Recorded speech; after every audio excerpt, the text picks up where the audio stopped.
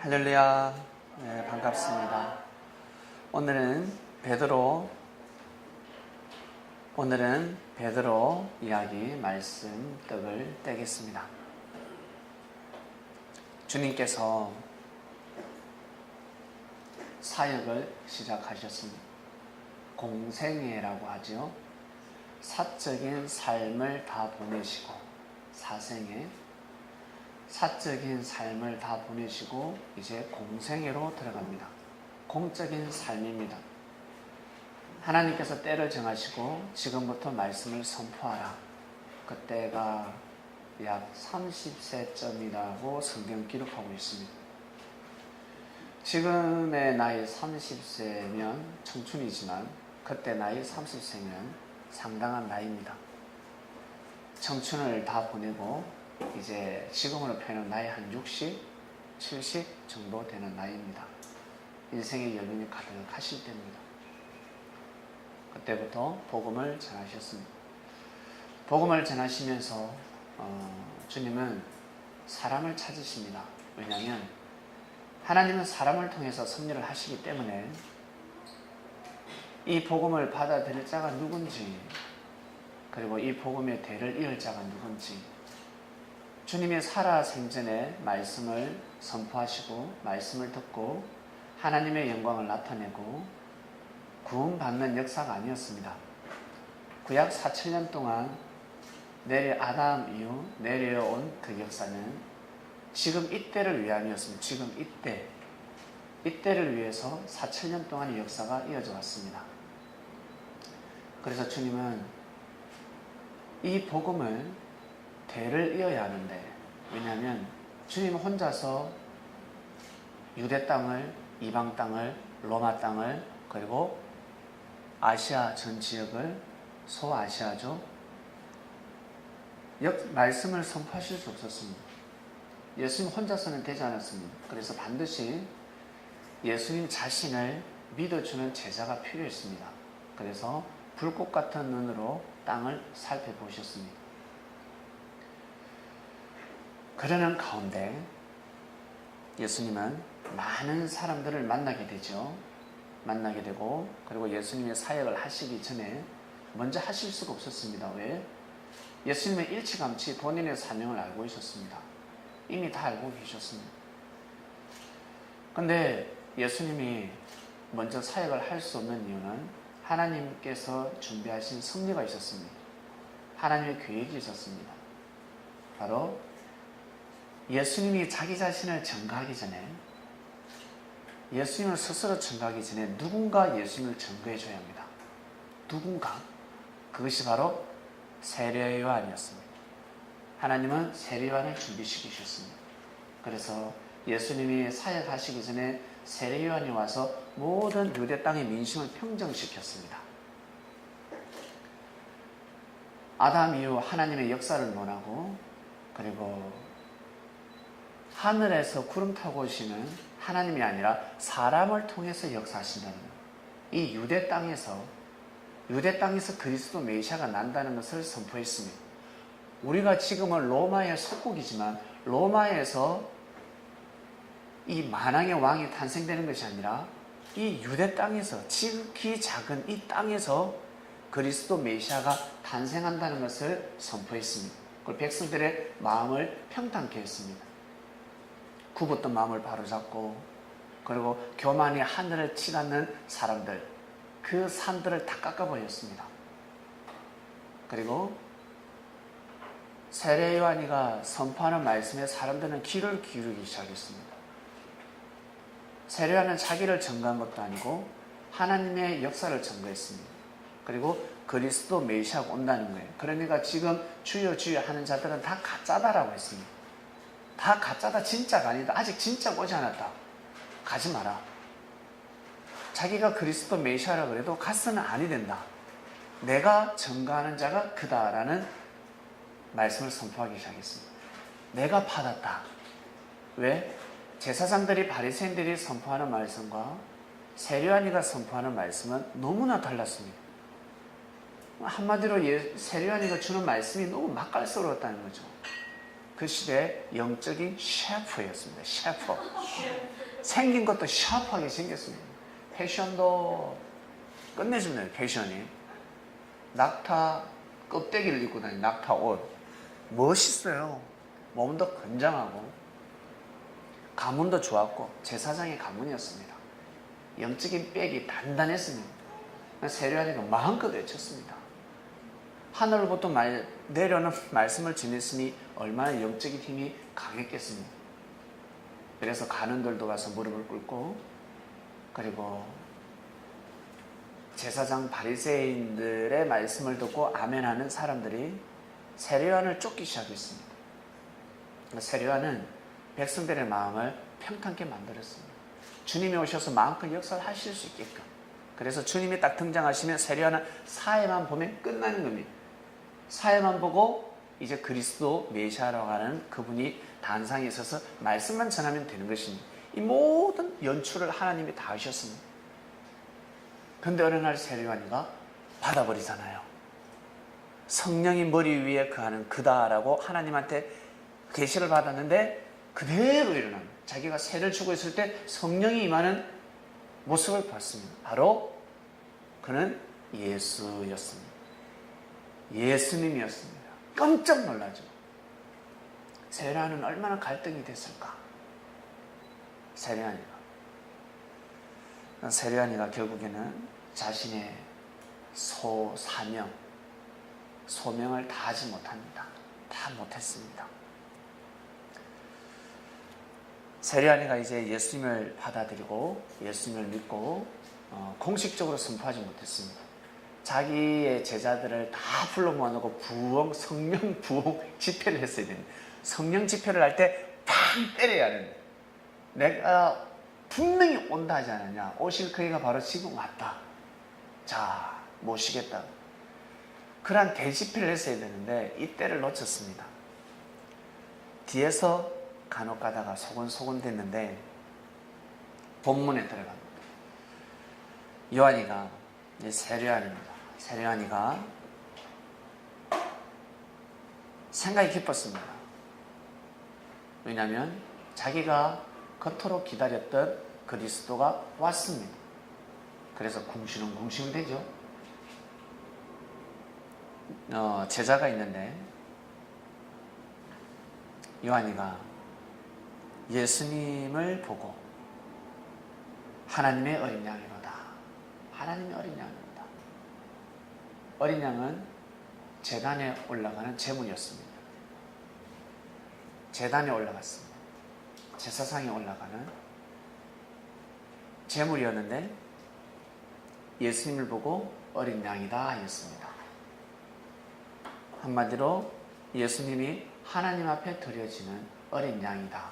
하나님의 기쁨이 되고 하나님께 예배를 드리는 어린 양이다 라고 한 겁니다. 바로 그리스도 메시아라는 뜻입니다.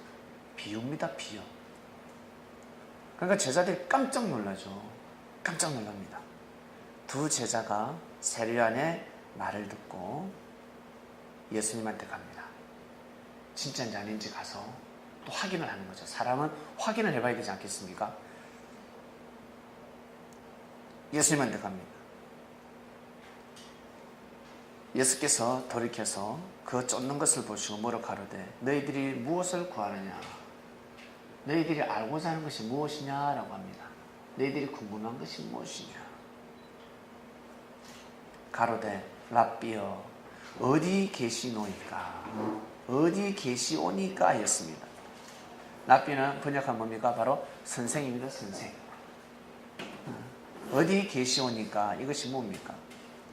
랍비여 선생님, 한마디로 그가 맞습니까? 라는 뜻이에요.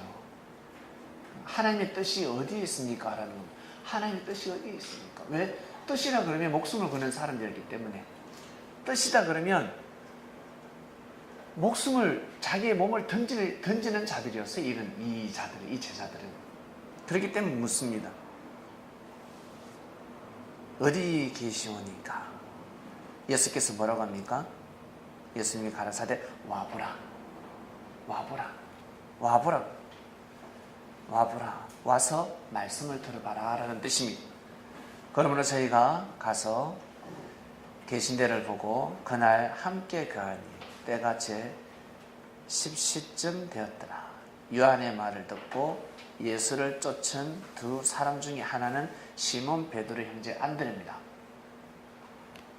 세례요한이가 두 사람한테 이야기를 했는데 그 두 사람 중에 한 명은 베드로의 형제라는 거죠. 베드로의 형제 안드레입니다. 그러니까 베드로가 먼저 전도된 것이 아니라 안드레가 먼저 전도됐습니다.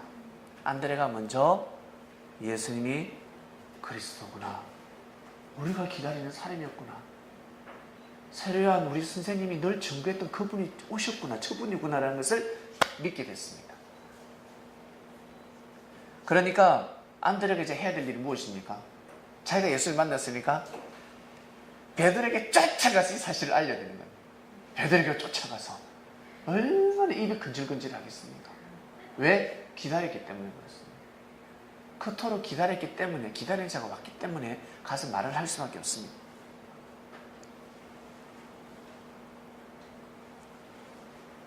그가 먼저 자기의 형제 시몬을 찾아 말하되 우리가 메시아를 만났다, 그리스도를 만났다 라고 합니다. 그러면서 가보자, 그리스도를 만났어, 우리 세례요한 선생님이 늘 전거했던 그분 만났다, 선생님이 말씀했어, 예수님이야. 예수님한테 데려갔습니다. 가보자. 베드로는 어떻게 해요? 바로 따라가죠. 바로 따라갑니다. 기다렸던 사람을 따라갑니다. 여러분, 진리를 찾아 헤맸습니다. 근데 누군가 진리를 만났습니다. 야, 내가 진짜 그 길 가니까 말씀 좋더라, 우리가 찾은 진리가 있다, 가보자 하면 바로 옵니다. 바로 올 수밖에 없습니다. 그래? 한번 가보자. 올 때 와 진짜가 이러겠습니까? 아니면 가서 긴가민가 확인해야 되겠다, 진짜인가? 예. 반신반하면서 대부분 오지 않겠습니까? 예수님한테 왔습니다. 예수님 뭐라고 합니까? 네가 요한의 아들 시몬이니? 네가 요한의 아들 시몬이냐? 장차 이제는 게바라 했습니다. 게바는 번역하면 베드로입니다. 아람어로 반석이라는 뜻입니다. 반석, 단단한 돌. 시몬, 사람하고 이름하고 전혀 어울리지 않습니다. 어울리지 않아요. 너무 촌스러운 거예요, 이 시몬이라는 게. 마치 그 우리 여자들 예전에 뭡니까? 순자, 말자, 꼭지 막 그렇잖아요. 생긴 건 너무 예쁘게 잘 생겼는데, 예쁜데 그래서 바로 이름을 개명시켜 주는 거예요. 이름하고 안 맞는 거예요.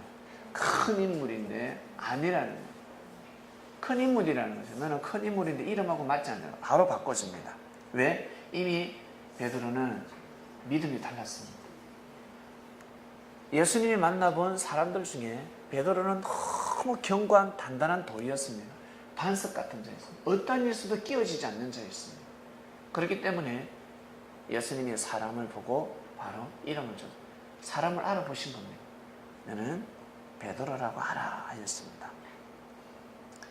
요한의 아들이라는 뜻은 바로 세례요한의 제자라는 뜻입니다. 얼마나 많은 말씀이 있었겠습니까? 베드로하고 많은 말씀을 나누지 않겠습니까? 질의응답이 있었다는 것입니다. 예수님이 무턱대고 이름을 바꿔줬겠습니까? 대화를 해보니까 이 녀석 진짜 들쑥나무는 떡잎부터 편한다더만 요놈 됐구나, 대단한 놈, 요놈을 전도해야 되겠다, 세를 줘야 되겠다, 이름을 바꿔주셨습니다. 근데 이 베드로가 이름은 받았지만 이름대로 살지 못합니다. 여러분, 우리가 믿음 생활하면 다들 나름 방황 시간이 좀 있잖아요. 정신 번쩍 차릴 때가 있잖아요. 깨달을 때가 있지 않습니까? 베드로가 정신을 차리지 못합니다. 왜 못 차렸을까? 자기 선생이 옥에 갇히고 자기 주군이 옥에 갇히고 이거 역사가 이상하게 돌아가는 겁니다. 왜? 분명히 자기 선생이 예수님을 증거했단 말이에요. 그리스도 메시아라고 증거했으면 만사 형통이 나야 합니다. 인생이 만사 형통이 나야 되는데 세상에 이상하게 일이 꼬이기 시작하면서 감옥에 툭 들어갔네.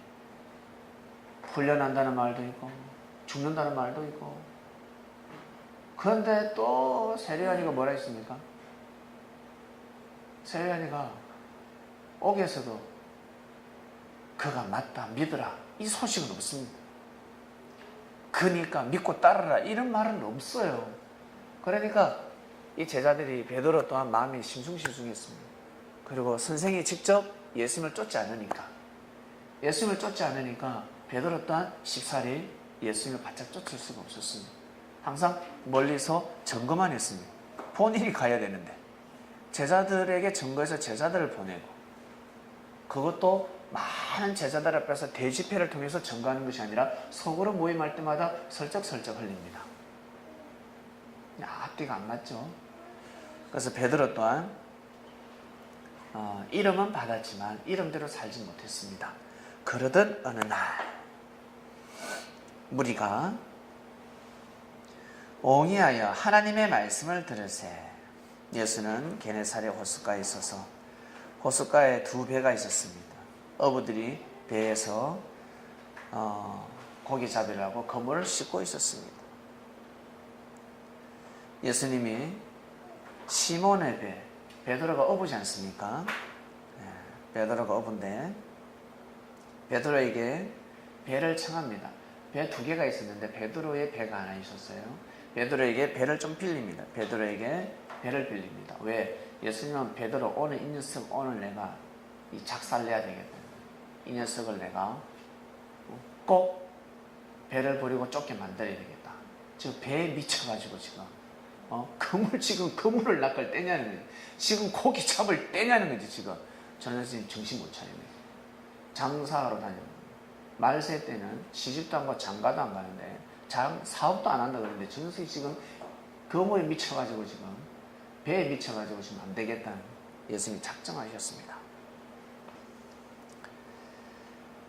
그리고 설교를 하시기 시작합니다. 말씀을 선포합니다. 베드로가 옆에서 말씀을 듣죠. 예수님 심령 골수를 쪼개는 말씀을 하시지 않았겠습니까? 특히 이 호숫가였으니까 바다였으니까 이게 갈릴리 바다라 하기도 하고 게네사렛 호수라고도 합니다.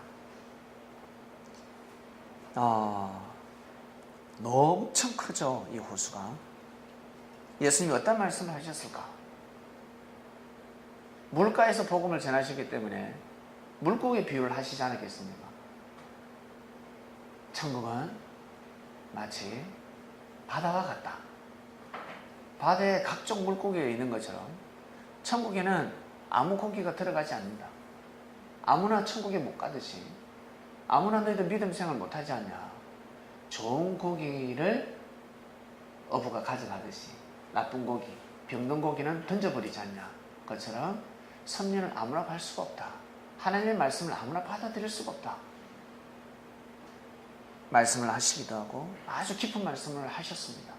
베드로가 예수님 하시는 말씀에 정신이 번쩍 들죠. 저분이 맞다. 왜? 비유로 말씀을 하시고 비유를 풀어주시고 아주 깊은 말씀을 하셨기 때문에 자기 선생이 세례요한이가 전하는 말씀보다 한 수 위입니다. 세례요한이가 전하는 말씀보다 한 수 위라는 걸 느낍니다. 예수님이 전하신 말씀이 감동이 은혜가 되죠. 그러다가 예수님이 시몬에게 뭐라고 합니까? 말씀을 다 끝내고 나서 시몬은 왜? 밤새도록 고기를 잡았는데 그물을 던졌는데 고기가 안 올라온 거예요. 오늘 이 허탕으로 마수도 못했다는 거예요. 아니 되는데 여러분 사업을 하다가 돈이 안 되면 공고고입니다. 여러분 공고가 어떨 때 옵니까? 돈이 안 될 때. 돈이 안 될 때 공고고입니다. 돈이 안 될 때, 돈을 못 벌 때. 베드로가 돈이 안 되는 거죠. 갑자기 공고기 시작. 예수님이 시몬에게 깊은 데로 가서 그물을 던져봐라. 깊은 데로 가서 그물을 던져봐라. 베드로는 너무 잘 압니다. 고기의 물때를 너무 잘 압니다. 근데 깊은 데는 가서는 고기를 잡을 수가 없어요. 그물도 크지도 않고 깊지도 않으니까. 너무 깊은 데는 갈 수가 없습니다. 시몬이 대답해 가지고, 선생님, 우리들이 밤이 맞도록 수고를 했습니다. 얻은 것이 하나도 없습니다. 그러나 말씀에 의지하여 예수님의 말씀을 생명시했습니다. 말씀에 의지하여 말씀을 믿고 내가 그물을 내리겠습니다 하고 깊은 곳에 가서 그물을 던졌는데 고기를 에운 것이 힘이 많아 그물이 찢어질 정도로 고기가 많이 걸린 겁니다. 깜짝 놀란 겁니다. 이거는 깜짝 놀랐습니다. 세상에 물고기가 없어야 될 장소에 물고기가 있는 겁니다. 얼마나 놀랐겠습니까? 그러니까 베드로가 동부들한테 손짓을 하자. 야, 배 빨리 출항해라. 그물 찢어진다 이 새끼야. 막 소리 지르자. 빨리 온나 빨리 온나. 너가 막 손으로 저어라 손으로. 막 배도 저기도 하고 노를 저기 손으로 저고 난리가 났습니다. 그래 와서 도와줬어요. 2배를 가득 채웠습니다. 베드로가 심각했어요. 시몬 베드로가 깜짝 놀라죠. 나와서 예수님 앞에 무릎을 꿇습니다. 이제서야 무릎을 꿇었어요. 이제서야.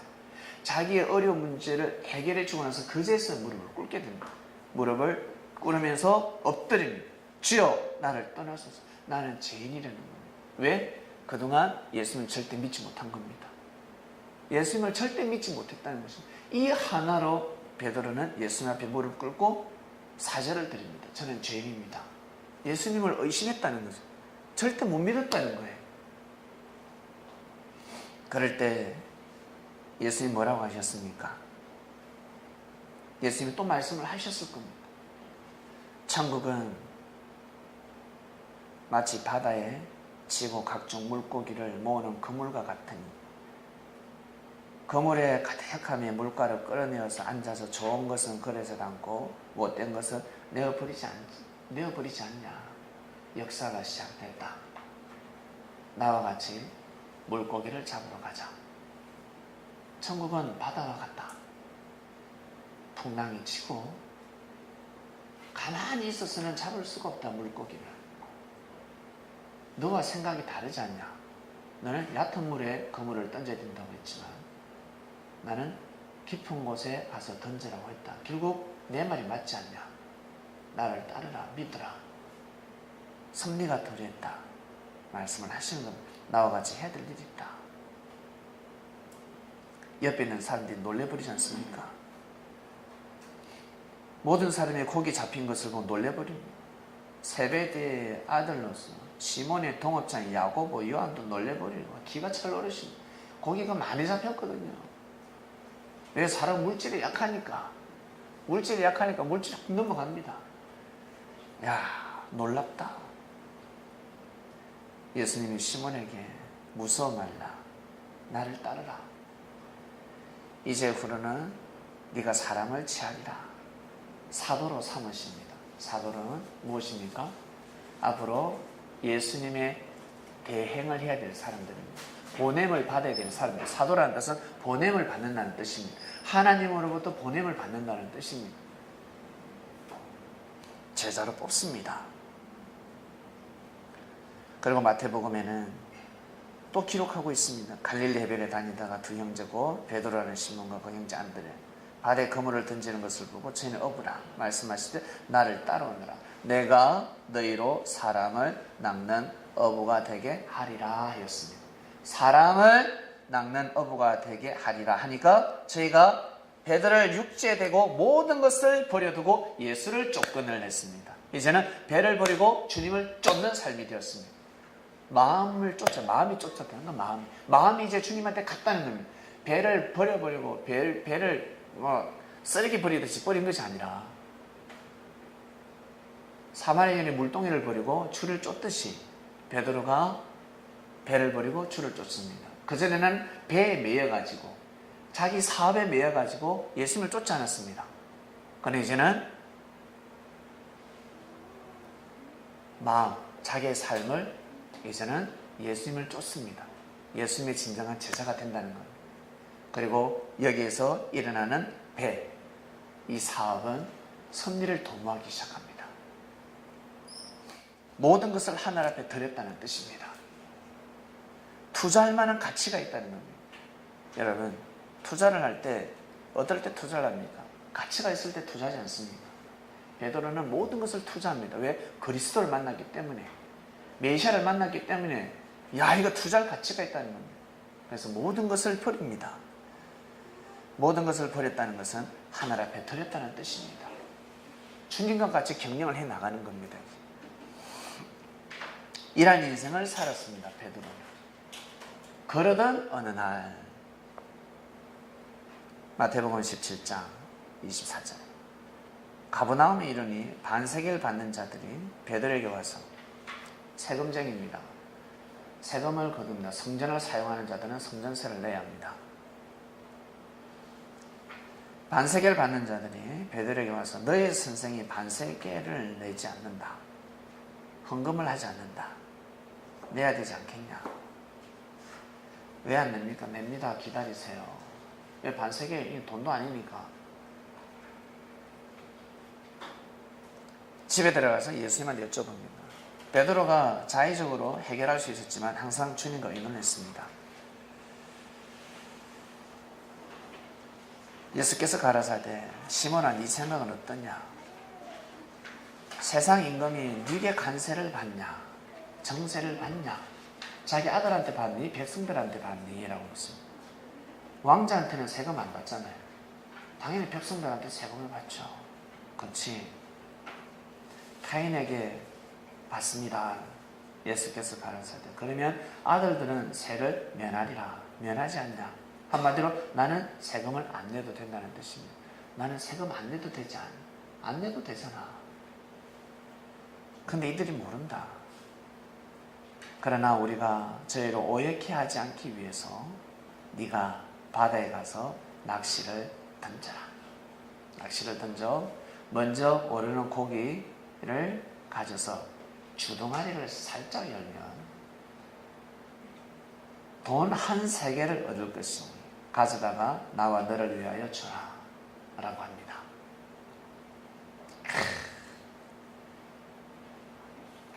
우리 예전에 이거 몰랐었잖아요. 몰랐어요. 놀라운 하나님의 그리스도의 이적과 기적이라고 다 믿어봤습니다. 그러나 우리는 비유를 통해서 알게 되었습니다.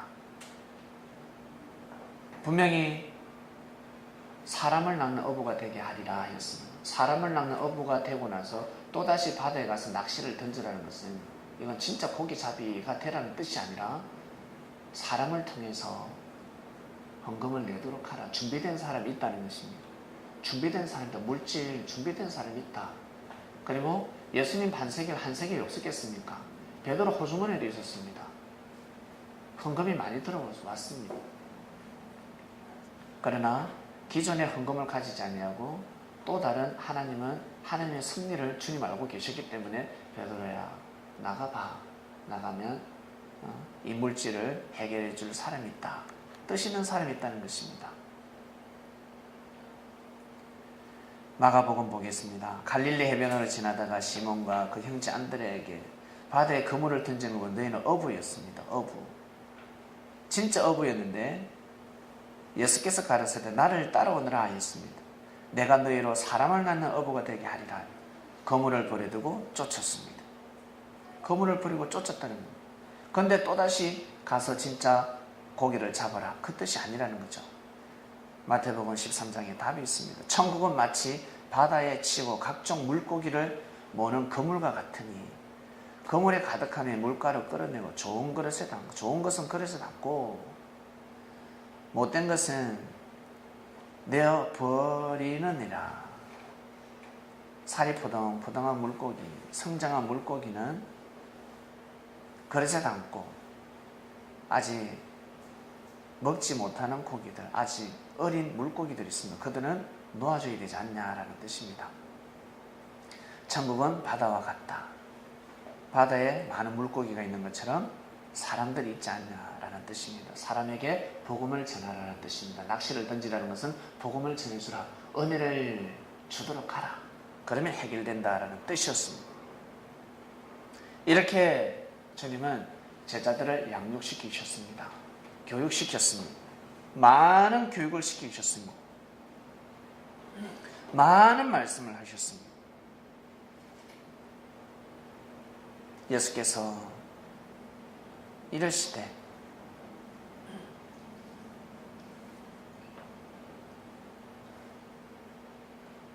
너희는 나를 누구라 하느냐라고 한번 여쭤봅니다. 사람들이 인자가 엘리야다라고 하는 사람도 있고 그 다음에 예레미야라다 하는 사람도 있고 인자 사람들이 그러니까 자기들이 이렇게 생명시하는 사람 한마디로 지금으로 표현하면 멘토죠. 멘토를 누구로 삼고 있냐라는 뜻이었습니다. 삶의 길잡이, 인생의 길잡이를 누구로 삼고 있냐 했을 때 예수님이라는 것을 사람들은 모르고 있었습니다. 그래서 예수님이 제자들에게 너희는 나를 누구라 생각하느냐 여쭤봅니다. 그때 베드로가 가로되 주는 그리스도시요 하나님의 아들이십니다 라고 합니다.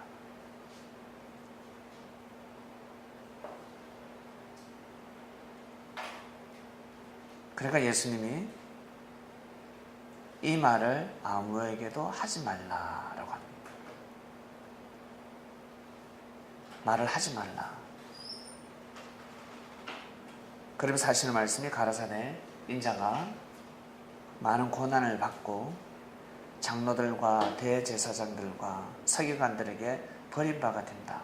그러다 죽을 수도 있다. 죽는다라고 합니다. 그러나 제3일에 다시 살아나서 역사를 일으킨다. 참으로 슬픈 말이고 제자들이 듣기는 청천벽력 같은 말씀이었습니다.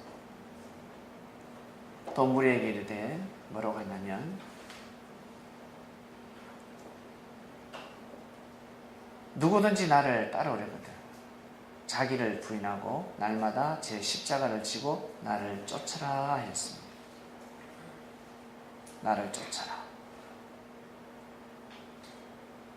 이때부터 예수 그리스도께서 자기가 예루살렘에 올라가서 장로들과 대제사장들과 서기관들에게 많은 고난을 받고 추행을 당하고 제3일에 살아난다.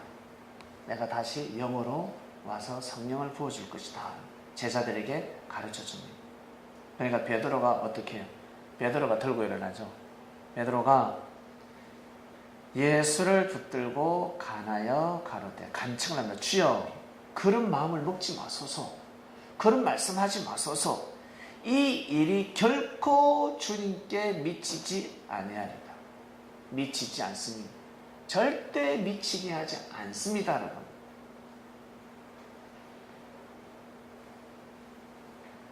예수님이 뭐라고 합니까? 베드로에게 사단아 물러가라. 사단아 내 뒤로 물러가라 하였습니다. 좋은 말씀이 아닙니다. 사단아 내 뒤로 물러가라. 너는 나를 넘어지게 하는 자로다. 네가 하나님의 일을 생각지 않냐고 도리어 사람의 일을 생각한다 라고 책망하십니다. 도대체 예수님이 왜 이런 말씀을 하셨을까? 베드로에게. 이에 또 예수님이 제자들에게 또 말씀하십니다. 나를 따라오려거든 너희들이 나를 따라오려거든 자기를 부인하고 자기 십자가를 지고 나를 쫓을 것입니다. 반드시 부인하라. 너희들을 부인해야 된다 라는 말씀을 하십니다. 도대체 이게 무슨 뜻일까?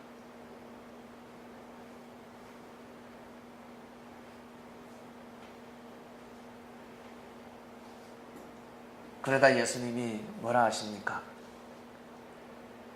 때가 이르렀습니다. 제자들에게 이르시되 오늘 밤에 너희가 다 나를 버리리라. 겟세마네 동산에서 기도하실 때였습니다. 기도 들어가기 전입니다. 오늘 밤에 너희가 다 나를 버리리라. 기록된 바 내가 목자를 치리니 양의 떼가 흩어지리라. 양의 떼가 흩어진다. 이때 또 베드로가 뭐라고 합니까? 베드로가 대답하여 가로되 다 주를 버릴지라도 나는 언제든지 버리지 않겠나이다.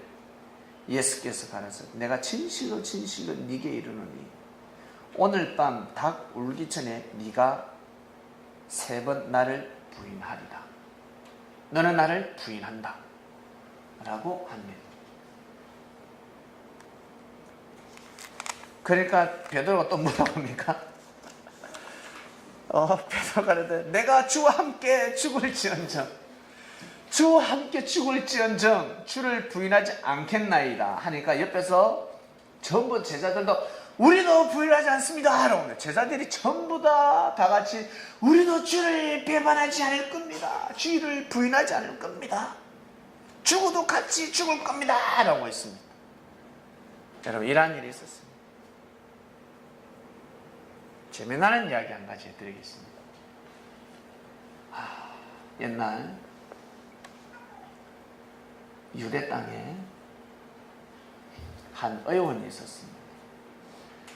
침과 땀을 잘 놓는 의원이었는데 이 의원이 어느 날 등장을 했습니다. 세상에 이 의원은 의사를 하겠습니다. 이 의사는 의원이지 옛날이니 이 의원은 가는 곳마다 사람들을 낯설기 시작합니다. 놀랍습니다. 그 고을에 많은 의사가 있었거든요. 많은 의원이 있었음에도 불구하고 기존의 의원들은 병을 낯서지 못하는데 이 의원이 가면 이름은 라비라는 의원이 가서 침만 놓으면 다리야 하는 다리가 쫙 펴지는 거예요. 이렇게 쫙. 그리고 허리에 디스크가 걸려가지고 안 된다는 거예요. 다른 의원은 수술을 해야 된다, 째야 된다는 수술을 기다리고 있습니다. 그런데 이 라비라는 의원은 가서 침 한 방 톡톡톡톡 하니까 허리가 쫙쫙쫙 펴지는 거예요. 이 놀라운 일이라는 건 놀라운 일이 눈이 안 보여요. 눈이 침침하고. 근데 침을 이 머리에다가 톡, 눈 옆에다가 톡, 그리고 집에 가서 무엇을 다려 먹으라. 시키는 대로 그 약을 타려고 그것도 약도 비싸지도 않아. 바리새인 의원이 제사장 의원이 주는 약은 비싸요. 비싸서 잘 사먹지도 못해. 근데 그래도 제대로 잘 안 나. 낫지도 않아. 근데 라비라는 이 의원은 값도 싸. 근데 진짜 돈 없는 사람은 또 공짜야. 외상을 해주네. 또 외상을 짝꿔주네. 나중에 능력되면 갚아라. 그리고 역병이 돌고 있어요. 사마리아 땅에서 역병이 돌고 있는데 바리새인들이나 제사장들은 얼씬도 하지 않습니다. 에이, 천민들이 병 걸렸다고. 그런데 이 라비는 그 역병이 돌고 있는데 죽음을 무릅쓰고 가서 병을 고쳐주는 사람들에게 다 죽어가는 사람들에게 손수 침을 놔주고 뜸을 떠주고, 그리고 그 동네 산에 있는 약초를 다 키우라고 하고, 사람들이 이 라비에게 사람들이 몰리기 시작합니다. 소문이 삽시간 번지기 시작합니다. 영한 의원이 나타났다. 에이, 거짓말. 진짜다. 내 이거 코 봐라. 코 막힌 게 뚫렸다. 코가 뚫렸다 지금. 내 손가락 이거 삐어가지고 10년 동안 이 손가락을 꼼짝 못했는데 무엇이 뭐 이렇게 만지는데 이 봐 이거 지금 손가락이 움직이지 않냐. 신기하다는 거야. 신기하다는 거야. 에이, 진짜라니까. 소문이 번지기 시작합니다. 사람들이 몰려들기 시작합니다. 그러면서 한마디로 그 의술을 배우고 싶다는 거예요. 그 의원에게. 선생님, 우리에게도 그 의술을 가르쳐 주세요. 근데 이 라비는 가르쳐 주지 않습니다. 절대 가르쳐 주지 않습니다. 인간의 됨됨이를 보고 사람에게 가르쳐 줘야 되니까. 개인지 돼지인지 동물이 어떻게 알아? 왜? 돈을 보고 쫓는 자도 있고, 그걸 가지고 사람을 사기치는 사람도 있을 수도 있고, 그래서 이 엄청난 이 기술을, 이 의술을 아무에게나 가르쳐 줄 수 없는 겁니다. 진짜 댐댐이가 된 사람들에게 가르쳐 주고 싶은 거예요. 그래서 가르쳐 주지 않습니다. 어떻게 침을 넣는지, 어떻게 약을 다리는지 가르쳐 주지 않습니다. 그러나 이 라피는 다 사람을 보고 있어요. 그러면서 이 의술을 사람을 낫게 해주면서 말씀까지 전해줍니다. 너무 고생하면서 살지 마라. 물질은 있다가도 없는 것이고, 돈 많은 자들에게 봐, 꼭 그러다가 죽지 않냐. 언젠가는 죽는다. 너 그렇게 돈 벌다가 허리 고생해가지고 병신 되지 않았냐. 내가 나서 주면 그 돈 헌금할래 안 할래? 라고 합니다. 헌금할래 안 할래? 너 향료값 깨트릴래 안 깨트릴래? 너 그거 가지고 그 물질 그거 니가 남자가 아니야. 니 짝이 아니야 이 바보야. 우리 엄마 아버지가 정해줬는데요. 니 짝이 아니야. 너 버림받아. 차라리 그 향료값 깨라. 가져와. 그거 가지고 300명을 내가 치료해 줄 수 있다. 알겠니? 여성들이 향료값을 깨뜨린 거야. 내 짝이 아니구나. 그러면 라삐어 저에게 좋은 짝을 지어줘서 그럼 내가 건강한 놈으로 붙여줄게. 건강한 놈 붙여줄 테니까 네가 만나는 그 몸이 불치병이잖아. 건강하지도 않아. 씨 없는 수박이야. 라고 합니다. 안 돼. 내가 건강한 놈 나중에 줄게. 붙여줄게. 기다려. 사람들이 몰려들고 있어. 세상에 바리새인 의원, 제사장 의원 밥줄이 끊어지기 시작합니다. 자기들에게 와서 의술을 받던 자들이, 자기들에게 와서 병을 받는 제자들도 있었고 인턴들이 있었다는 말이에요. 근데 다 저 라삐 의원에게 가기 시작합니다. 선생님 하면서 그쪽에 가더라고요. 세상에 밥줄이 끊어집니다. 그러면 어떻게 해요? 그들이 모여서 뭐라고 꾸몄네. 이러다가 우리 죽겠다. 우리가 먹고 살 길이 없다. 저놈의 새끼를 처단하자. 의료법에 걸렸다. 의료법에 걸렸으니 감옥에 집어넣자. 안 된다. 감옥에 집어넣어도 안 된다. 초종자가 넣으면 안 된다. 죽여버려야 돼. 죽여야 된다. 싹을 말려버려야 된다. 그래서 죽이려고 모의를 꾸밉니다. 결국 이 라삐는 그것을 알게 됩니다. 정말 받아들여야 될 자들이 받아들이지 못하고 내가 얼마 못 가서 저들에게 테러를 당하겠구나라는 것을 알게 됩니다. 그러면서 자기에게 온 자들 그 중에 고르고 또 고릅니다. 골라서 많은 시험을 합니다. 테스트를 하기도 하고. 근데 그 중에 진짜 마음 반석 같은 자가 있는데 정말 의리를 지키는 자가 있습니다. 절대적으로 의리를 지키는 자가 있는데 그의 이름은 반석. 이름 시몬이었습니다. 시몬이라는 자가 있었습니다. 이 자는 예수님이 침만방에 딱 낫게 해줬거든요. 이 라삐가. 라삐가 침만방에 펴지 못하는 허리를 딱 낫게 해줬습니다. 그러니까 뿅 간 거예요. 그래서 그 의술을 배우고 싶은 겁니다. 그래서 이 라삐는 베드로에게 많은 의술을 가르쳤습니다. 하나하나 가르쳐 주시죠. 근데 세상에 이놈이 성격이 대쪽 같습니다. 죽음을 두려워하지 않네. 죽음을 두려워하지 않고 제사장들이나 바리새인들, 의원들을 다 죽여버리려고 하는 거예요. 절대로 우리 선생님한테는 손 못 댄다. 내가 가만두지 않을 겁니다. 그래서 항상 칼을 차고 다녀요. 이 사람은 자기 옆에 칼을 딱 차고 다녀요. 우리 선생한테 손대면 내가 죽여버린다. 그래서 라삐는 생각이 깊어집니다. 내가 가야 될 길이 있고 제자들이 가야 될 길이 있는데, 그래서 불러서 항상 교육을 시킵니다. 너희들 생각대로 삶을 살아가지 마라. 이 세상은 하나님이 창조하셨고 하나님의 다 뜻이 있는 일들이 있다. 뜻이 있는데 뜻을 이루기 위해서는 너희들 꼭 부인할 줄 알아야 한다. 너희들의 생각을 부인할 줄 알아야 된다. 내가 너희들에게 의술을 가르쳐 주지 않았냐? 너희들의 생각하고 다르지? 예, 달라요.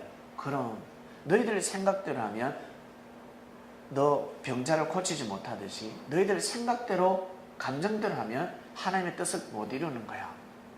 그렇게 살면 아니 돼. 하나하나 가르쳐 주죠. 그리고 내가 때가 되면 내가 죽는다. 내가 때가 되면 죽는다. 그러니까 제자들이 절대 우리 스님은 못 죽는다고 해요.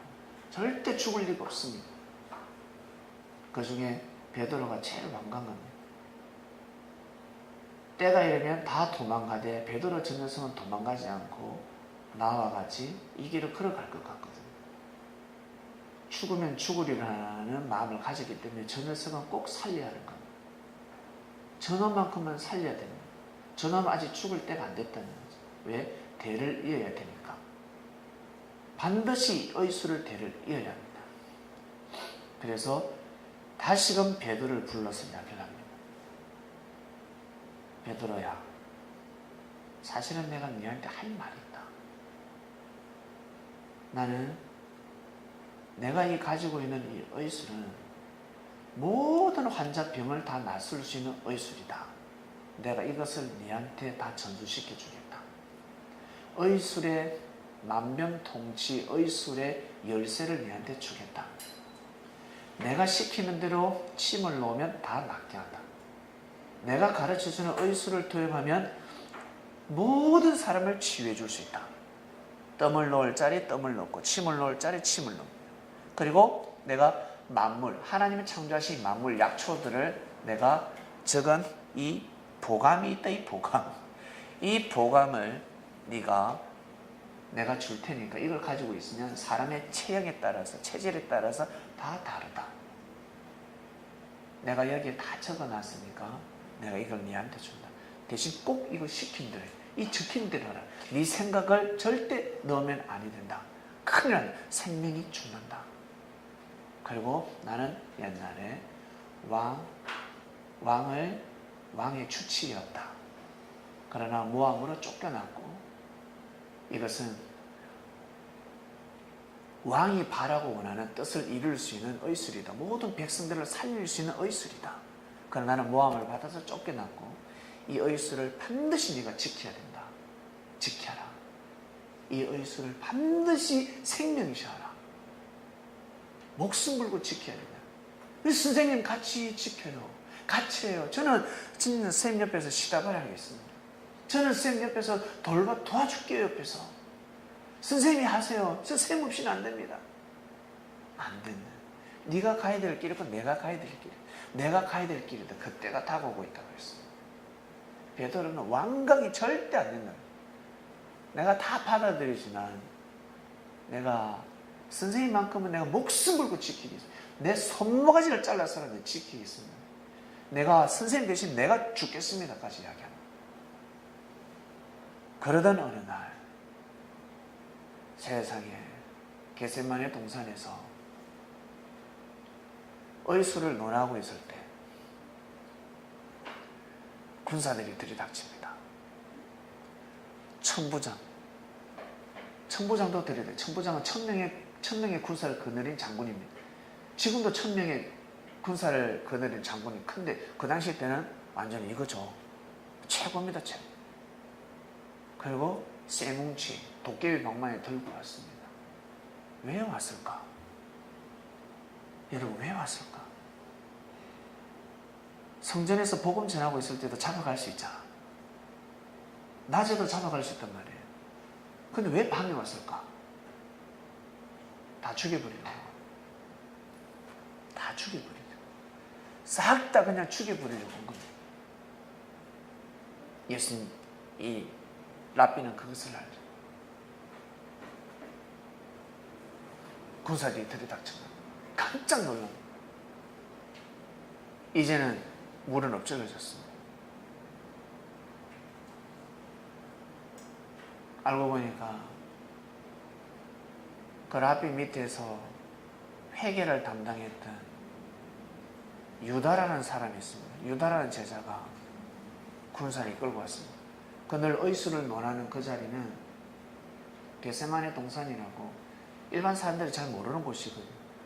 아주 산의 그 기슭, 저 서쪽에 있는 아주 깊은 골짜기였습니다. 아무나 찾아올 수 없는 곳이었는데 가룟유다가 인도자가 되어서 찾아온 겁니다. 이미 끝났습니다.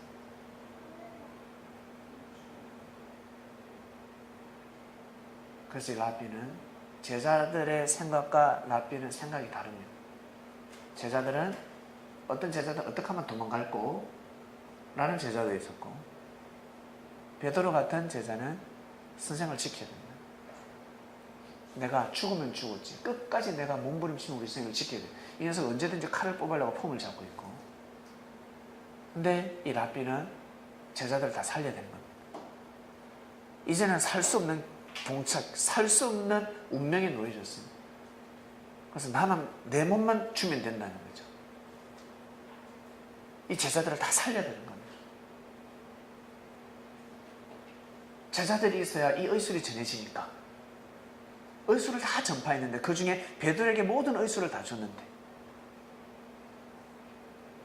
모든 의술을 다 전파해줬단 말이에요. 베드로가 제일 많이 알고 있습니다. 결국 군사가 이제 랍비를 포박합니다. 포박하고 매몰차게 확 수갑을 채우고 포박하니까 옆에서 베드로가 이식 하면서 칼을 빼가지고 잘라버렸어요. 칼을 째고 탁 치려고, 내 말고! 그래요. 내 말고 왜 내를 자르냐. 이름이 말고였습니다. 말고 길을 베어버렸습니다. 여러분, 칼을 들었다 과연 어떻게 됐을까? 칼을 겨눈 것도 아니고 피를 봤으면 이건 끝난 겁니다. 이제 살 수가 없습니다. 얼마나 놀랬겠습니까? 이 랍비가 깜짝 놀라요.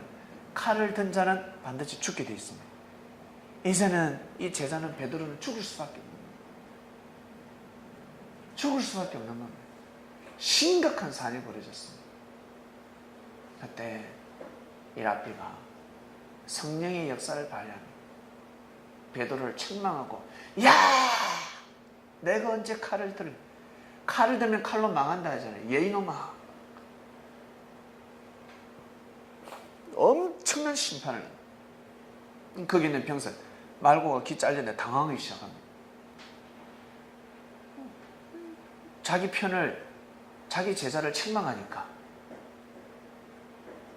칼을 잡은 걸 칼을 뺏어가지고 칼을 집어 던져버리고 무릎 꿇으라 그러고, 이 새끼는 죽으려거든요. 그러면서 대신 회개합니다. 용서합니다. 말고에게 기를 감싸주고 기도를 해주면서 의술이 있으니까 피를 멈추게 해줍니다. 피를 멈추게 해주고 고통을 없애줍니다. 마치 침을 탁 놔주니까 고통이 없어져. 나은 개비어 정도 딱 치유를 해주는 거예요. 그러면서 정말 미안해. 나를 잡으러 오지 않았냐. 이들은 보내달라. 이들은 살려. 나를 잡으러 오지 않았냐. 내가 순수히 내가 갈 테니까 이들은 살려달라고 합니다. 천부장과 눈이 마주치면, 천부장, 나를 잡아오지 않았냐. 나를 잡으러 오지 않았냐. 내가 순수히 갈 테니까 이들은 살려달라. 죄 없다. 이들이 무지한 자식들이다. 내 제자들, 이들 다 살려달라. 내가 순수히 가겠다. 그때 천부장이 그 랍비만 포박하고 데려갑니다. 그리고 뒤를 돌아보면서 베드로에게 가라. 부인하라. 네 감정을 부인하고 네 십자가의 길이 있다. 내가 가야 될 길이 있고 네가 가야 될 길이 있다. 넌 이 길이 아니야. 나를 따라오면 안 돼. 네가 가야 될 길이 있다. 눈짓을 한다. 따라오지 마. 따라오지 마. 제자들을 다 도망가 버렸어요. 그때 겟세마네 동산에 있었던 제자들은 싹 다 도망가 버리고 베드로하고 한 명이 갑니다. 한 명 더. 그 한 명이 누군지는 모르겠어요. 그러던 중간에 한 명이 또 나타납니다. 누군지 아세요? 호흡배 이불을 딱 감싸고, 그는 그 당시에 부자, 또 좀 비싼 천입니다. 비단 옷입니다. 그것을 싹 감싸고 따라오는데, 쫄래쫄래 따라오는, 너 누구야? 너 저 라삐의 제자지? 그러면서 딱 잡았어요. 호디브를 확 잡으니까 아니에요 아니에요 하면서 막 옷을 뿌리쳐 알몸으로 도망갔습니다. 발가벗고 도망갔습니다. 그러면 다 도망가 버렸어요. 근데 이 베드로는 끝까지 쫓아갑니다. 끝까지 어디로? 제사장 집까지 들어갑니다. 그 대제사장 집까지 들어갑니다. 한 명이 더 들어갔습니다. 이름은 기록되어 있지 않습니다.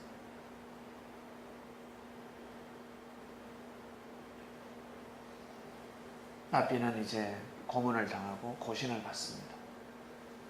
수모를 당하고 많은 고통을 받습니다. 이 베드로는 심각합니다.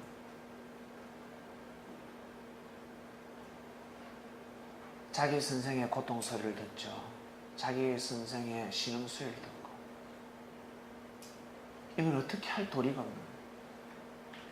모닥불을 피워놓고 모닥불 옆에서 앉아서 심각합니다. 그러면서 만감이 교차합니다. 선생의 마지막 눈빛을 잊을 수가 없습니다. 너만큼은 살아야 된다. 반드시 살아야 된다. 육이 없으면 역사를 할 수가 없다. 나의 몸이 되어달라. 나의 몸이 되어서 이 의술을 가지고 사람들을 다 취해달라. 사람들이 사기당하고 있다. 사람들이 병들어가고 있다. 간단하게 병을 낫을 수 있는데 사람들이 지금 병신처럼 살아가고 있다. 인생이 꼬였다. 운명이 팔자가 돌아가고 있다. 이 의술이면 아니 된다. 바리새인들도 제사장들도 다 부분적인 의술은 가지고 있지만 이것은 완전한 의술이다. 모든 자들을 다 치유할 수 있는 의술이다. 그 의술을 베드로가 다 알고 있거든요. 어떠한 일이 있어도 너는 네 십자가의 길을 걸어라. 이 길이 아니를 네 자신을 부인하라 그랬어요. 같이 죽겠다 했을 때 절대 그래서는 아니 됩니다. 사단은 물러가라까지 했습니다. 그리고 반드시 닭이 3번 울기까지 부인해야 됩니다. 부인하지 않으면 아니 됩니다. 반드시 너는 부인한다라고 합니다. 못을 박아버렸습니다. 그 뜻은 무엇입니까? 반드시 살아남아라는 뜻입니다. 반드시 살아남아. 네 자신을 부인해서 반드시 3번까지 부인해야 됩니다. 한 번 가지고 너는 안 돼. 반드시 3번 부인하라. 베드로가 심각합니다. 이런 말씀들이 생각이 나요. 얼마나 슬펐을까요? 그런데 옆에서 한 비자가, 한 여인이 너 저 라삐의 제자 아니냐? 베드로가 아주 어렵게 입을 열고 아니다. 너 그거 따라다니면서 그 의료 봉사하는 거 봤는데 아니다. 아니더라. 나 제자 아니다. 그냥 가봤다. 아니다. 제자였으면 여기 왔겠냐? 내가 여기 왔겠니? 아니다. 라고 합니다. 또 와서 묻습니다. 아니다니까. 일어납니다. 베드로가. 아니다. 나는 그의 제자가 아니다. 나는 그의 의술을 추종하는 자가 아니다. 알고 보니까 아니더라. 아니더라. 3번째 마지막 또 묻습니다. 너 그의 제자 아니냐? 늘 따라다니는 거 보았는데. 그래. 따라다닌다고 제자냐? 아니다. 아니었어. 나는 제자가 아니다. 부인합니다. 닭이 3번 딱 부인하니까 닭이 옵니다. 그러면서 모든 화가 다 빗겨갔습니다. 베드로를 향했던 죽음의 화살이 싹 다 빗겨나갔습니다. 어쨌든 한 명이라도 다 잡아서 죽이려고 했는데 제자들은 다 도망가 버렸고 베드로는 그 자리에 함께 했는데 베드로에게 죽음이 엄습되었습니다. 근데 베드로가 3번 부인했기 때문에 모든 죽음의 화살이 다 빗겨가는 겁니다. 그러면서 스승이 자기를 살리려고 했던 그 마음 이미 다 알고 계셨습니다. 반드시 3번 부인하라는 거예요. 부인하지 않으면 살 수 없는 역사가 봉착한다는 겁니다. 그래서 생각이 나는 거예요. 선생이 3번 부인하라는 것을 생각이 나는 거예요.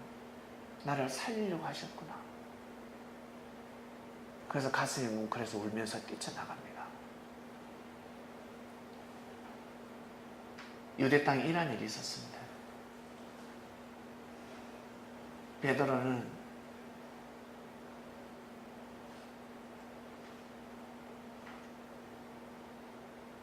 심지가 달랐습니다. 예수님이 베드로라는 이름을 주셨습니다. 반석입니다. 반석. 그리고 내가 너 위에 교회를 짓겠다 했습니다. 역사를 하겠다는 뜻입니다. 너 그 믿음 하에 내가 섭리를 하겠다는 뜻입니다. 본문 보겠습니다. 마태복음 26장 47절. 말씀하실 때 12 중에 하나인 유다가 왔는데 대제사장들과 백성의 장로들에게서 파송된 큰 무리가 금과 뭉치를 가지고 그와 함께 하였더라. 이에 다시 누구를 찾느냐 물으신데 저희가 말하되 나사렛 예수라 하거늘. 예수를 파는 자가 그들에게 군호를 짜서 가로되 내가 입맞추는 자가 그이니 그를 잡으라 하이느니라. 곧 예수께 나와 랍비여 안녕하십니까 입을 딱 맞춥니다. 예수께서 대답하여 가르치되 너희에게 내로다 내가 맞다. 너희가 나를 찾아오지 않느냐. 나를 찾거든 이 사람들의 가는 것을 용납하라 하시니 이는 아버지께서 내게 주신 자 중에서 하나도 잃지 아니하였사나이까 하신 말씀을 응하게 하려 함이니라. 그러니까 내가 맞다 몸을 내어주면서 나와 같이 함께 이 사람들은 다 보내달라는 뜻입니다. 이 제자들은 살려달라. 이 사람들의 가는 것을 용납하라. 이들은 살려달라는 뜻입니다. 내가 잡혀가겠다. 나만 잡혀가면 되지 않냐. 이에 시몬 베드로가 금을 가졌는데 이것을 삐어서 대제사장의 종을 쳐서 오른편 길을 베어버리니 그 종의 이름은 말고라. 이 예수께서 이르시되 네 검을 도로 집어 꽂으라. 금을 가지는 자는 다 금으로 망하느니라 했어. 너는 내가 내 아버지께 구하여 지금 12영 더 되는 천사를 보내시게 할 수 없는 줄 아느냐. 내가 만일 그렇게 하면 이런 일이 있으리라 한 성경이 어떻게 이루어지리요. 그때 예수께서 무리에게 말씀하시되 너희가 강도를 잡는 것과 같이 금과 뭉치를 가지고 나를 잡으러 나왔느냐. 내가 날마다 성전에 앉아 가르쳤을 때 너희가 나를 잡지 아니하였도다. 그러나 이렇게 된 것은 다 선지자들의 글을 이루려 함이 하시더라. 이에 제자들이 다 예수를 부리고 도망하니라 했습니다. 다 도망갔습니다. 원래는 도망 못 가잖아요. 청부장이 왔고 군사들이 왔는데 어떻게 도망갑니까? 도망갈 길을 열어줬습니다. 다 도망가 버렸습니다. 예수를 잡은 자들이 끌고 대제사장 가야바에게 가니 거기 서기와 장로들이 모여 있었습니다. 한 청년이 벗은 몸에 배 헛이불을 두르고 예수를 따르다가 무리에게 잡히며 배 헛이불을 버리고 벗은 몸으로 도망갔습니다. 시끄럽습니다. 아무나 따라갈 수 없는 길이었습니다. 베드로가 멀찍이 예수를 쫓아 대제사장의 집들까지 가서 그 결국을 보려고 어떻게 되는지 또 들어갑니다. 안에 들어가서 하수들과 함께 앉았습니다. 시몬 베드로와 또 다른 제자 하나가 예수를 따릅니다. 이 제자는 대제사장과 아는 사람이라 예수와 함께 대제사장의 집들에 들어가고 한 명이 더 들어갔는데 이름을 말하지 않습니다. 신학자들은 요한이라 하겠죠. 요한복음에 적혀져 있으니까. 그런데 이름을 못 밝힙니다. 왜 못 밝힐까? 베드로처럼 부인하지 않았으니까. 베드로 같은 믿음을 가지고 부인해야 되는데 살고자 했기 때문에 베드로는 죽고자 했고 이사는 살고자 했기 때문에 이름이 기록되지 않습니다. 성경에 기록되지 않습니다. 이름을 올릴 수가 없습니다. 민망해서. 이에 예수의 얼굴에 침뱉으며 주먹으로 치고 혹은 손바닥으로 때리며 가로되 그리스도야 우리에게 선지자 노릇을 하라. 너를 친 자가 누구냐 하더라. 베드로가 바깥들에 앉았더니 베드로 심각한 베드로 성격이 어떻겠습니까? 한 비자가 나와서 비자는 여종입니다. 여종. 가로되 너도 갈릴리 사람 예수와 함께 있었던 하거늘 베드로가 모든 사람 앞에서 부인하여 가로되 부인하는 겁니다. 이제는 부인하는 겁니다. 그토록 부인하지 않던 베드로가 부인하는 겁니다. 나는 네 말하는 것이 무엇인지 알지 못하겠노라.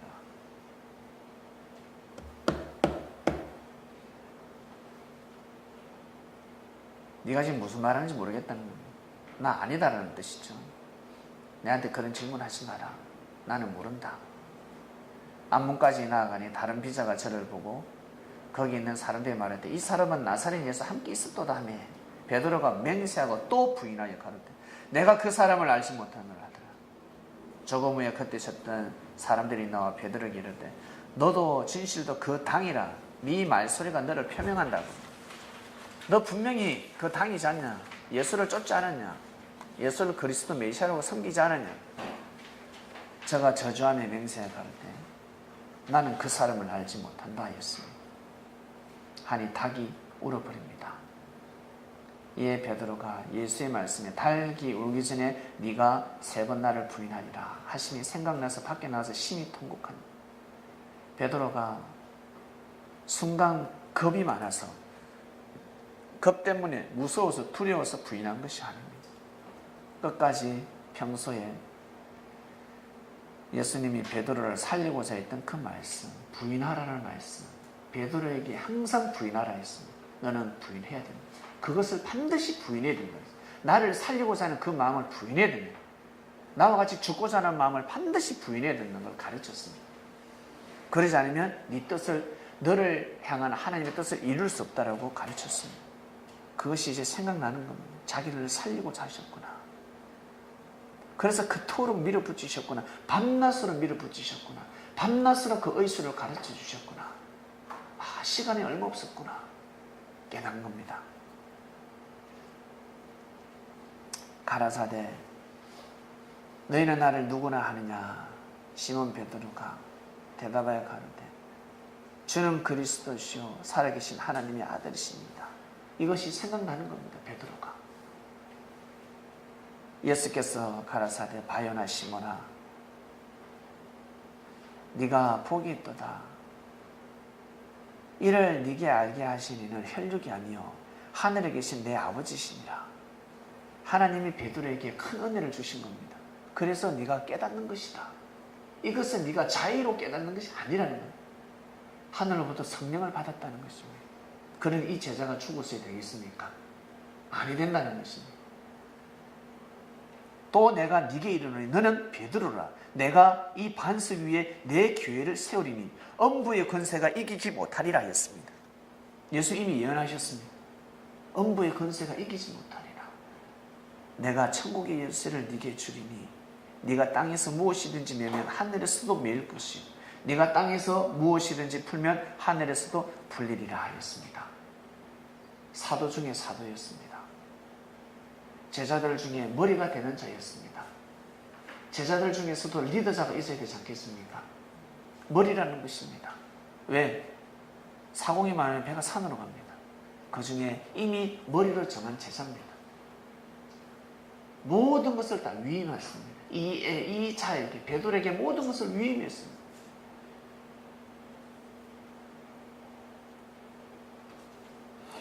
그러니 베드로가 평소 주님이 하신 말씀을 다 기억나는 겁니다.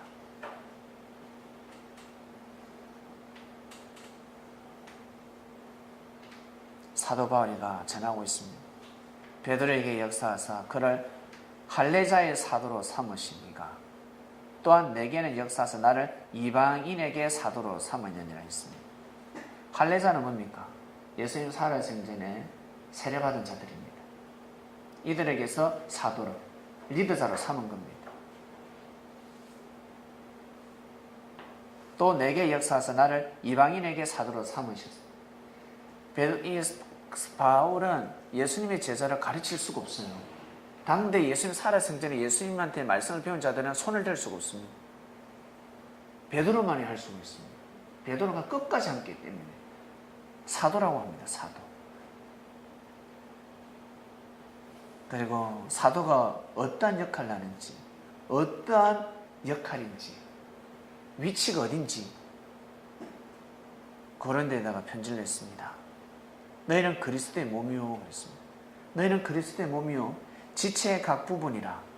하나님이 교회 중에 몇을 세우셨는데, 하나님이 역사하실 때 세운다는 거예요. 첫째는 사도요 그랬습니다. 사도. 첫째는 사도요. 바로 주님의 제자라는 겁니다. 주님 살아생전에 말씀을 배운 자들, 그로 예수님한테 세례를 받은 자들, 할례를 받은 자들입니다. 첫째는 사도예요. 둘째는 선지자예요. 셋째는 교사다. 이렇게 구분 지었어요. 그 다음에는 능력자예요. 그 다음에는 병 고치는 은사예요. 그 다음에는 서로 돕는 것, 바로 봉사하는 자들입니다. 서로 돕는 것, 봉사하는 자들. 다스리는 각종 방언하는 자들. 이렇게 분류를 시켰습니다. 사도가 첫 번째라는 겁니다. 선지자 위입니다. 선지자 위. 엄청난 영적인 위치입니다.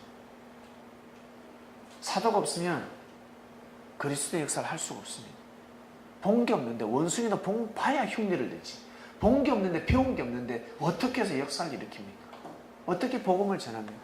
완전한 복음은 사도들밖에 전할 수밖에 없습니다.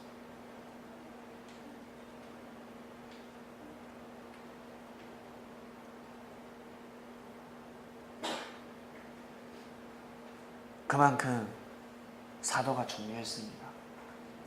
선지자도 중요하고 교사도 중요하고 능력자들도 중요하죠. 병 고치는 사람들도 중요하고 봉사하는 사람들도 중요하죠. 그러나 제일 중요한 자들은 바로 사도들입니다. 사도입니다.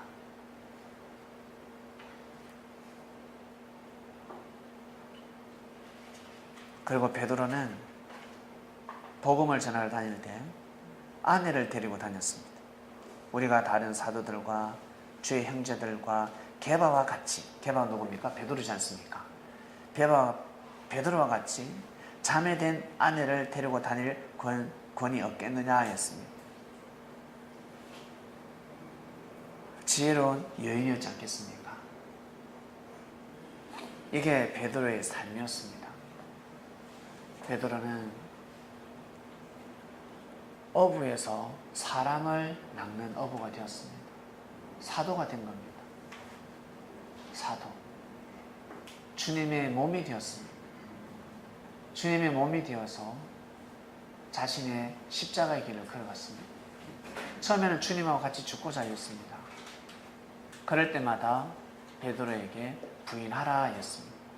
부인하라. 그것은 사단이 주는 생각이다. 그것은 나를 위하는 것이 아니다 그랬어요. 그것은 사단의 뜻을 세우는 길이지 하나님의 역사를 일으킨 것이 아니다. 어떤 일에서도 너는 죽으면 안 된다고 그랬습니다. 너는 반드시 살아야 한다. 부인해라. 알았지? 니 그 부인하라. 너 그 생각을 부정하지, 부인하지 않으면 너는 하나님의 뜻을 이룰 수 없다는 거예요. 결국 베드로는 자신을 부인함으로 인해서 살게 됩니다. 부인해야지만이 살 수 있는 시기였습니다. 부인하지 않으면 살 수가 없었습니다. 반드시 부인할 때는 부인해야 합니다. 왜 삽니까? 왜 살려줍니까? 하늘이. 하나님의 뜻을 이루라는 것입니다.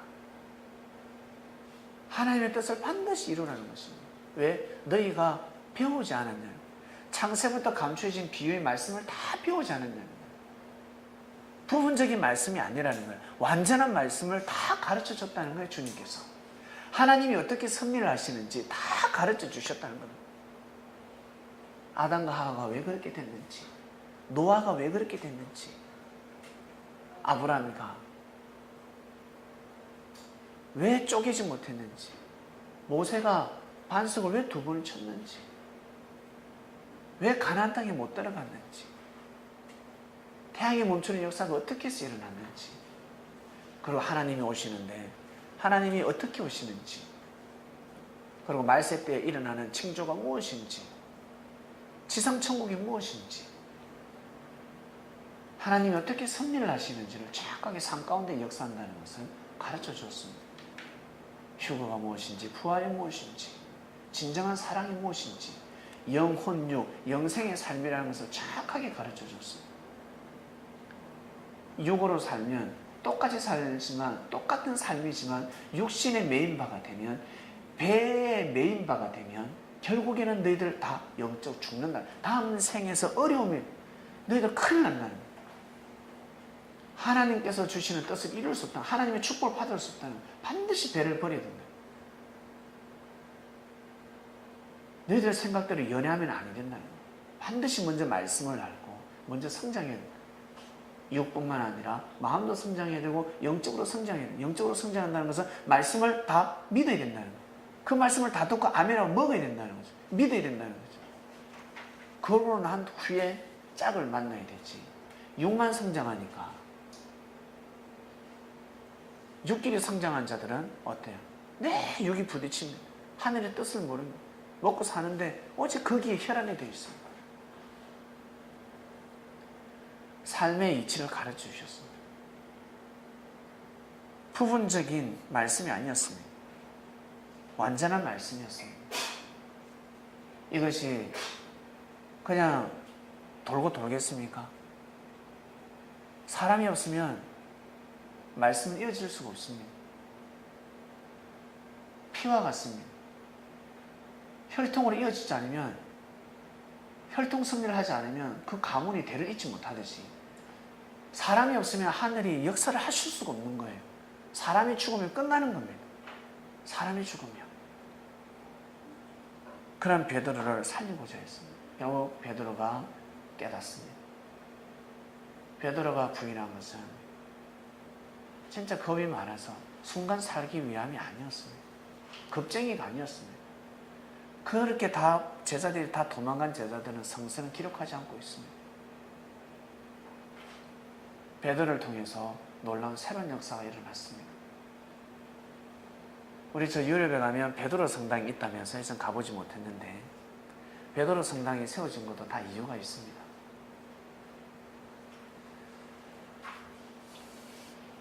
자, 오늘은 베드로에 대한 말씀을 떡을 뗐습니다. 우리는 참으로 너무나 좋은 시대에 태어났습니다. 너무나 편안한 시대에 태어났습니다. 감사하지 않습니까? 우리는 주님을 만나서 우리들 또한 사람을 낳는 어부가 되었습니다. 사람을 낳는 어부가 되었습니다. 사람을 살리는, 생명을 살리는 사도가 되었습니다. 주님께서 바라 원하시는 뜻을 이루기 위해서는 반드시 우리는 부인하는 삶을 살아야 합니다. 매일매일 3번 부인하시길 바랍니다. 아침에도, 점심에도, 저녁에도 하루 3번 부인하는 겁니다. 여러분이 가지고 있는 육의 생각을 반드시 3번 부인해야 됩니다. 그래야지만 하나님의 뜻을 이룰 수가 있습니다. 한 번 부인해가지고는 안 됩니다. 3, 4, 8. 3이 하늘 숫자입니다.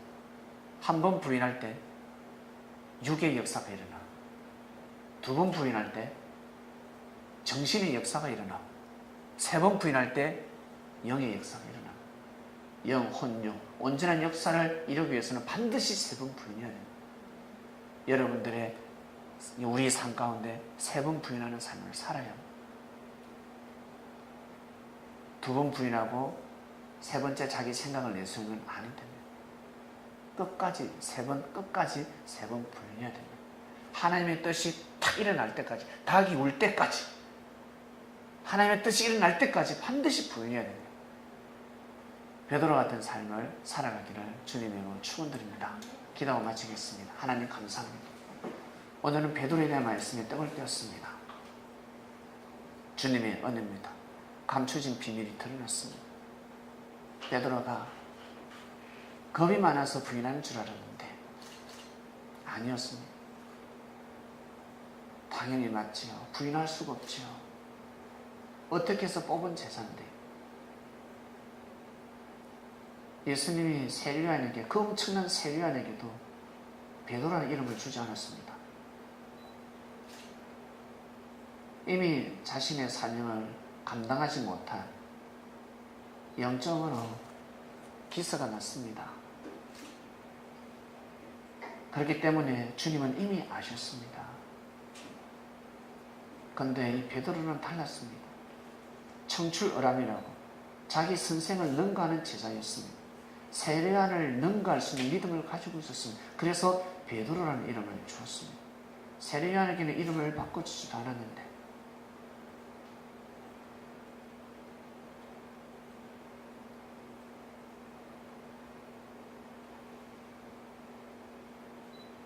베드로가 부인하는 삶을 살아가지 않으면 하늘의 뜻을 이룰 수 없는 신이었습니다. 오늘 말씀을 통해서 우리가 하나하나 깨닫게 됩니다. 하나님의 뜻을 위해서 부인한 베드로라는 것을 알게 되었습니다. 겁이 많은 제자가 아니었습니다. 이 땅의 독립을 위해서도 윤봉길도 안중근도 목숨을 내놓아는 하물며 유관순 누나도 목숨을 내어놓았는데 어떻게 살고자 부인하며 도망갔단 말입니까? 그러한 제자가 아니었습니다. 알고 보니까 죽으면 죽으리라는 마음을 가지고 늘 옆에 칼을 차고 다녔던 베드로, 주님을 지키기 위해서 칼을 차고 다녔습니다. 그러나 칼을 빼면 칼로 망한다. 네 손에 내가 징검을 치워주겠다. 말씀에 칼을 주겠다. 결국 주님은 베드로를 뽑으시고 베드로를 특별하게 생각하시며 베드로에게 천국의 열쇠를 주었다라고까지 말씀하셨습니다. 말씀이 풀어지고 우리가 새로운 믿음의 지표가 생겼습니다. 베드로 같은 믿음을 가지고 주님을 모시고 섬기는 자들이 될 수 있도록 인도하여 주시옵소서. 꼭 3번 부인하는 자존심이 뭐가 그렇게 중요합니까? 자신의 감정, 죽음을 앞두고 있는데 베드로의 정신을 본받아서 주님이 보시기에 우리가 반석 같은 삶을 살아갈 수 있도록, 반석 같은 제자가 될 수 있도록 은혜를 베풀어 주시옵소서. 감사함을 드리며 사랑하는 주님의 이름으로 기도드립니다. 아멘.